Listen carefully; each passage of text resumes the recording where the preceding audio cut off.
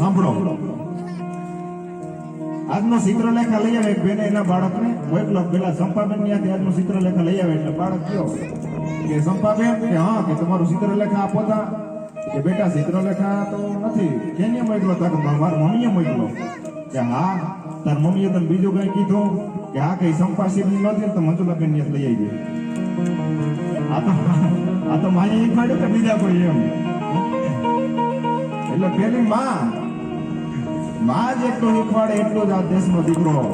એટલે તો કીધું કે જનની જણતો ભગત જણજે, અરે કાં દાતાર ને કાં સુરવીર, નહીતર રેજે વાંધણી માં તારું મત ગુમાવીશ હું. હે માં, દીકરાને જન્મ દે તો પેલા એમ કહેવાય છે કે જનની જણતો ભગત જણજે કાં ભગત જણજે,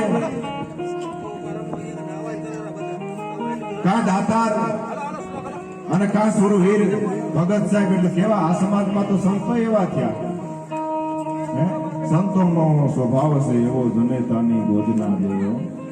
અરે એક ડગલું મેં આગળ ભાડ્યો ને જનની થી જગસંત, માં તો હુવડાવી દે. માં તો એમ કહે છે કે આ સંસારની લોચતામાં એને હુવડાવી દે, પણ એને સંત જગાડે અને પાછા ભેળવી દે ભગવાન. સંતોનો સ્વભાવ છે એવો, જનેતાની ગોદ છે એવો. અને સંતની વાત આવી એટલે સાહેબ જલારામ બાપાના ગુરુ ભોજા ભગત હાવલિયા તમારા